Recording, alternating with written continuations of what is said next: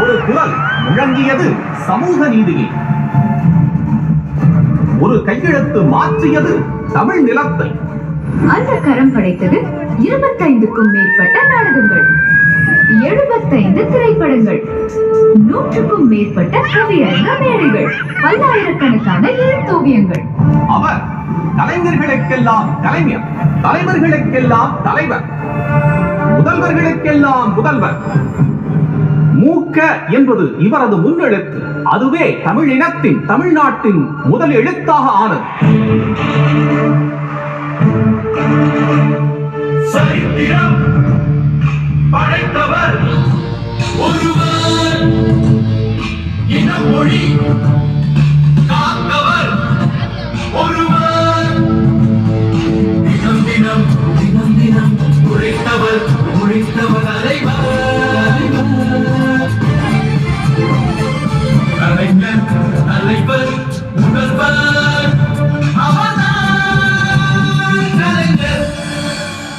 கலைஞர் மு. கருணாநிதி. கலையும் அரசியலும். தஞ்சை தரணியில் திருக்குவளை எனும் சிற்றூரில் அஞ்சுகும் அம்மையாருக்கும் முத்துவேலருக்கும் அருமை மகனாக பிறந்தார் மு. கருணாநிதி. திருவாரூரில் பள்ளிப்படிப்பை முடித்த கால்சட்டை பருவத்திலேயே 14 வயதிலேயே இந்திய எதிர்ப்பு போராட்டத்தில் அரசியல் களம் கண்டார். வாருங்கள் எல்லோரும் போருக்கு சென்றிடுவோம், வந்திருக்கும் இந்தி பேயை விரட்டி திருப்பிடுவோம். மானவரேசன் கையெழுத்து பத்திரிகை நடத்தியதன் மூலமாக பத்திரிகை ஆசிரியர், சிறுவர் சீர்திருத்த சங்கம் ஆரம்பித்ததன் மூலமாக அமைப்பாளர், தமிழ்நாடு மாணவர் மன்றம் தொடங்கியதன் மூலமாக அமைப்பின் தலைவர் என பிரதி தலைவராகவே வளர்ந்தார் கலைஞர்.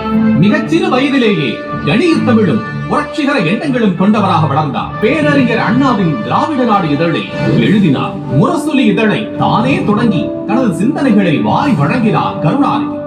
சீர்திருத்த நாடகங்களை திருவாரூர் எல்லையை தாண்டி பல பகுதிகளில் அரங்கேற்றினார். நாடகம் அரங்கேறிய ஊர்களில் எல்லாம் திராவிட தீபம் எரியத் தொடங்கியது. புதுச்சேரியில் எதிரிகளால் தாக்கப்பட்டார். கலைஞரின் உறுதியையும் வீரமிக்க வரிகளையும் உணர்ந்த தந்தை பெரியார் அவர்கள் ஈரோட்டுக்கு அழைத்துச் சென்று குடியரசு இதழின் துணை ஆசிரியர் ஆக்கினார். அரசியல் வானிலும் கலையுலகிலும் கலைஞரின் எழுச்சி தொடங்கியது. தனது அரசியல் எண்ணங்களை மக்கள் மத்தியில் விதைப்பதற்கு திரையுலகத்தை சரியான பாதையாக இனம் கண்டார் கலைஞர். மனங்கமழும் தமிழே, மனங்கவரும் தாயே, இன்ப மொழியே, அன்பு விழியே, உயிரான தமிழே, உலகில் உயர்வான மொழியே, உன்னை போற்றி புகழ்வதன்றி வேறுபணி எனக்கிலேயே. கலைஞரின் வசனம் பேசி நடித்த திரையுலக நடிகர்கள் அனைவரும் பிற்காலத்தில் மாபெரும் ஹீரோக்களாக வளர்ந்தார்கள்.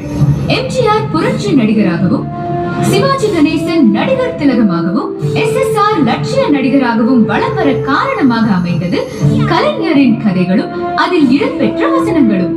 காலத்தால் அழியாத காவியங்கள் படைத்து திரையுலக சக்கரவர்த்தியாக கோலோச்சினார் கலைஞர் மு. கருணாநிதி. கலைஞரின் வசனத்தில் எம்ஜிஆர் கதாநாயகனாக நடித்த படம் மந்திரி குமாரி. வீரர்களே, சிங்கங்கள் உலகம் காற்றே திருநதிகள் திரிவது போல இன்று நம்ம நாட்டை சுற்றி அடைகிறது ஒரு சோழாக்கும். நீங்கள் ஒவ்வொருவரும் 10 பேரும் கிளம்புங்கள். இங்க தமிழர்களே நாடக மேடைகளில் தொடங்கிய கலைஞர் சிவாஜி கணேசன் நட்பு வளர்ந்து பராசக்தி திரைப்படத்தில் மின்னி மிளிர்ந்தது. கோவிலிலே குழப்பம் விளைவித்தே கோவில் கூடாது என்பதற்காக, கோவில் கொடியவரின் கூடாரமாய் இருக்கக்கூடாது என்பதற்காக, பூசாரியை தாக்கினேன் அவன் பக்தன் என்பதற்காக, பக்தி பகல்வேஷமாய் ஆகிவிட்டதை கண்டிப்பதற்காக. சிலப்பதிகார காப்பியத்தை பூம்புகார் எனும் திரைப்படமாக வடித்தார் கலைஞர். கண்ணகி, கையில் தனித்திரம்பரம் வந்திருக்கும் கண்ணகி, நீதி வலுவா நெடுந்தெறிய பாண்டியனை துணிந்து இறைவரைக்க வந்திருக்கும் கண்ணகி. கலைஞரின் எழுத்தில் SSR ஜெயலலிதா மணிமகுடம் திரைப்படத்தில். நீங்கள் யாரை தேடுகிறீர்கள்? மானை தேடி வந்தேன். அதே மான் தான் நான். உங்கள் பார்வைப்பட்டு மகையாகிவிட்டேன். மகான் உன்னை மான் என்று வர்ணித்திருப்பார், மயில் என்று புகழ்ந்திருப்பார். பரவாயில்லையே, பகுத்தறிவுக்கு நீங்களும் வேலை கொடுக்கிறீர்களே. வண்டிக்காரன் மகன் அறிஞர் அண்ணாவின் கதைக்கு திரை வடிவம் தந்தார் கலைஞர். பழி வாங்கறதுக்காக நான் பஞ்சாங்கத்தை பண்ணி 4 லட்சத்துல பாத்துக்கிட்டு இருக்கேன். பழி வாங்குற படலத்தை ஏற்கனவே நான் எழுத ஆரம்பிச்சேன். அது முழுசா முடிவடைகிற காலம் வெகு தூரத்துல இல்ல. அதுக்குள்ள உங்ககிட்ட உண்மையை உணர்த்த வேண்டியது என்னுடைய கடமை. கலைஞரின் ஒரே ரத்தம் திரைப்படம் தளபதி மு.க. ஸ்டாலின் திரையுலகிலும் கொடி நாட்டினார். காரியரிய விஷவசம் மாதிரி போட்டு இந்த சமுதாயத்தை கெடுத்து வச்சுக்கிறது ஆத்திரங்கள் சமுதாயம். அதைத்தான் உழைக்க ஒரு வர்க்கம், உங்க கலைக்க ஒரு வர்க்கம் இந்த சமுதாயத்தை மாற்ற ஒரு பெரிய புரட்சியை பண்ணணும். கலைஞர் தனது 87வது வயதில் படைத்த 75வது திரைப்படம் இளைஞன். திரைப்பட பாடல்கள் எழுதுவதிலும் தனது முத்திரையை பதித்தார் கலைஞர். வாழ்க்கையனும் ஓடம் வழங்குகின்ற பாடம் மாநிலம் மனதினிலே மறக்க ஒண்ணா வேதம்.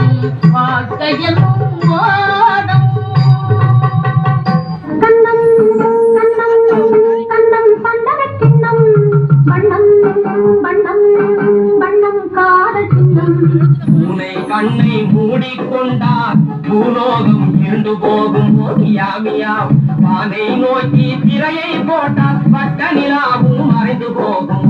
மியாமியாம் வானை நோக்கி திரையை போட்டால் பட்ட நிலாவும் மறைந்து போகும். காகித ஓடம் கடலில் மீது போவது போலே மூவரும் அற அமர கண்கள் யோசிப்பாரு தலைமுறைய சிந்திப்பாரு.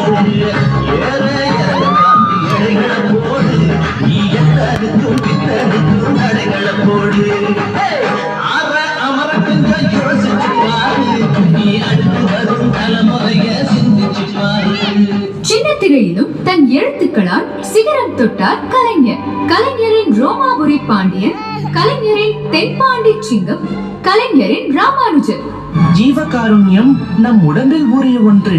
இப்படி சகல ஜீவராசிகளின் மேல் நாம் காட்டும் அன்பை உயிருக்கு போராடும் மனிதனிடம் காட்டக்கூடாதா? கலையுலக பயணத்துக்கிடையே தமிழுலகத்திலும் கலைஞரின் பயணங்கள் தொடர்ந்தன. கலைஞரின் கவியரங்க மேடைகள்.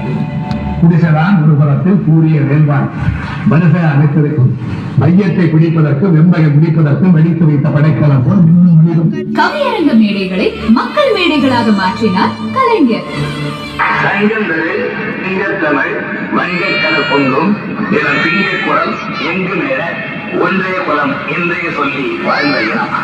சங்கந்தர் சங்கத்தமிழ் வங்கக்கடல் பொங்கும் என திங்க குரல் எங்கு மேல ஒன்றே குலம் என்ன செய்ய வேண்டும் என்று திட்டமிட்டு இருந்தாரோ அவை அத்தனையையும் நிறைவேற்றி காட்டினார் கலைஞர்.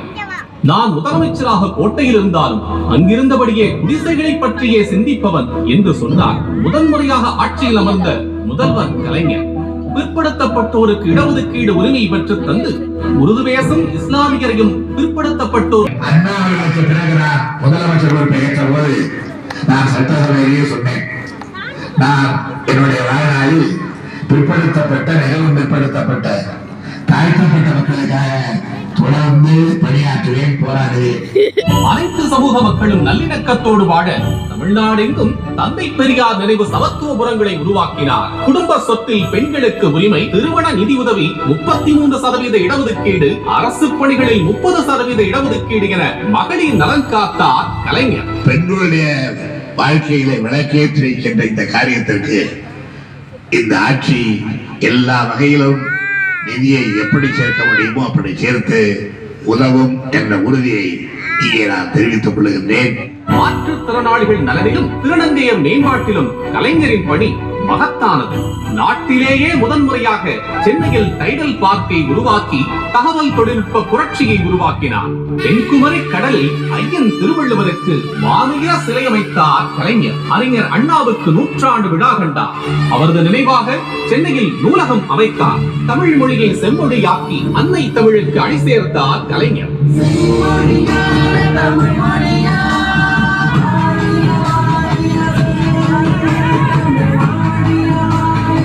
சமுதாய சீர்திருத்த தொண்டு, வளர்ச்சி பணிகள், சமதர்ம நோக்கு இவை மூன்றும் தான் தன்னுடைய ஆட்சியின் இலக்கணமாக சொன்னார் முதல்வர் கலைஞர். அந்த வழியில் ஆட்சி நடந்தது. அனைத்து துறைகளும் ஒரு சேர வளர்ந்தது.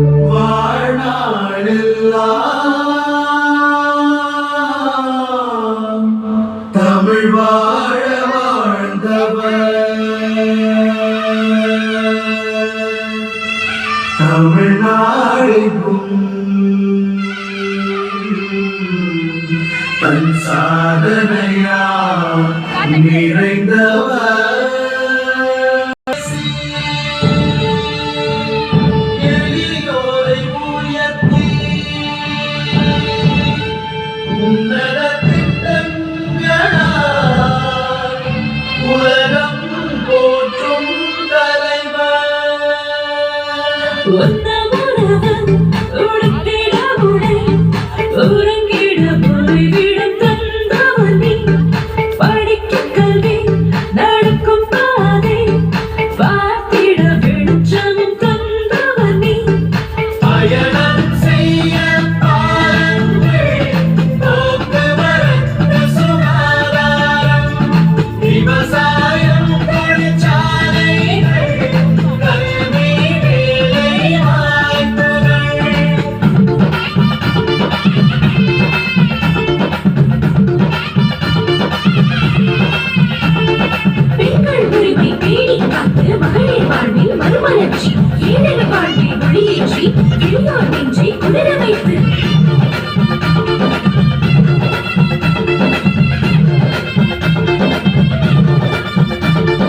சமூக நீதியில் சமநிலை வளர்த்து தன்மானம் காத்த எங்கள் தலைவன் மாநில உரிமையும் இடஒதுக்கீடும் கலைஞரின் சாதனை சரித்திரம்.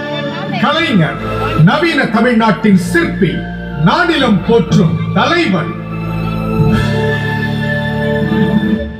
இந்த பூமி பந்தில் வாழ்ந்த காலம் 95 ஆண்டுகள். இதில் 80 ஆண்டுகள் அரசியல் வாழ்க்கை.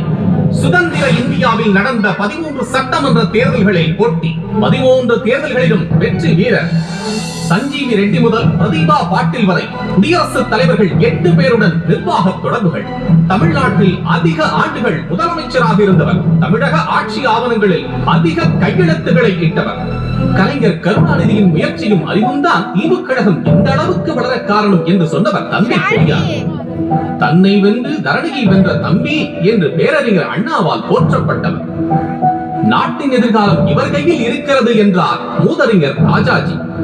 இவர் இல்லாவிட்டால் இந்த சமுதாயத்திற்கு யார் இருக்கிறார்கள் என்று கேட்டார் பெருந்தலைவர் காமராஜர். நண்பராக இருந்தாலும் எதிராக இருந்தாலும் உறுதியாக இருப்பவர் என்று பட்டயம் கொடுத்தார் இந்திரா காந்தி. உடனுக்குடன் துணிச்சலாக முடிவெடுக்கக்கூடியவர் என்று இவரை சொன்னார் ஜெயபிரகாஷ் நாராயண். இவர் எந்த நாற்காலியில் அமர்ந்தாலும் அந்த நாற்காலிக்கு பெருமை என்றார் பாபு ஜெகஜீவன் ராம். சமுதாயத்தின் நலிந்த பிரிவினருக்காக போராடுபவர் என்றார் அடல் பிகாரி வாஜ்பாய். ஓர் அறிஞர், ஓர் கவிஞர், இரண்டுமாக இணைந்தவர் என்றார் APJ அப்துல் கலாம். மண்டல் ஆணையத்தின் பரிந்துரைகளை அமல்படுத்த வைத்ததால் சமூக நீதியின் தலைநகரம் என்று தமிழ்நாட்டை சொன்னார் பிரதமர் VP சிங். தலைநகர் சென்னையில் மண்டல் நாயகன் VP சிங் அவர்களுக்கு சிலை வைத்து போற்றுகிறார் முதலமைச்சர் MK ஸ்டாலின். மதச்சார்பற்ற சக்திகளை அகில இந்திய அளவில் அணி சேர்த்தவர் கலைஞர்.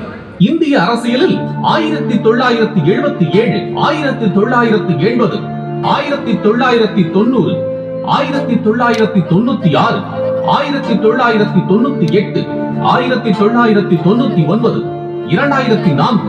2009 ஆகிய நாடாளுமன்ற தேர்தல்களிலும் பிரதமர்களை தேர்ந்தெடுத்ததிலும் முக்கிய பங்காற்றியதன் மூலமாக ஆட்சி மாற்றங்களை உருவாக்கிய அகில இந்திய தலைவர் கலைஞர்.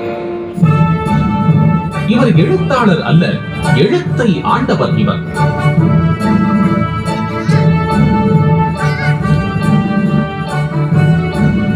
இவர் திரை வசனகர்த்தா அல்ல, திரைக்கு கர்த்தாவே இவர்தான்.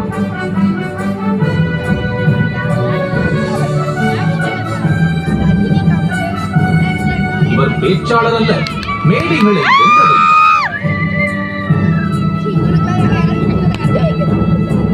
புதுமையின் காரணமாக உடல்நலக் குறைவு ஏற்பட்டு சென்னை மருத்துவமனையில் அனுமதிக்கப்பட்டார். துடித்தது தமிழ்நாடு.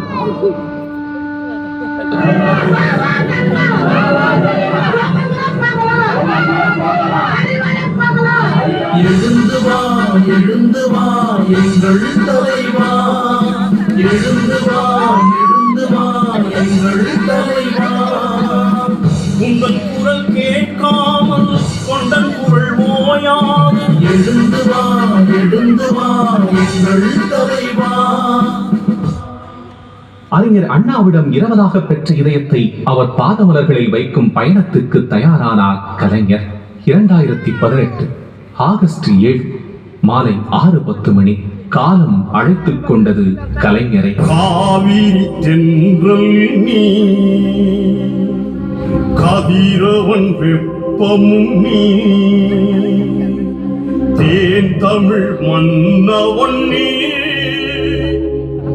அண்ணாவின் மடியில் இளைப்பாறும் கடைசி ஆசை அவருக்கு அவ்வளவு சீக்கிரமாக நிறைவேறவில்லை. இந்த பூமியில் தனக்கான இடத்தையும் கூட சட்டத்தின் வழியாக அவர் போராடி பெற்ற போது உணர்ச்சியில் பொங்கின உடன்பிறப்புகள். ஊருக்கு உழைத்தவன் நீ, என்றும் உழைப்பவன் பக்கம் நீ, அண்ணாவின் தொண்டன் நீ, அறிவாலயம் கண்டவன் நீ.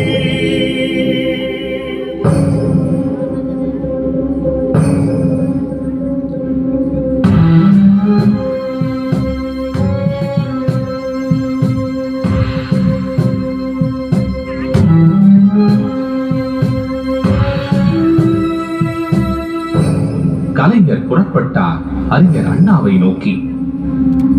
தலைவா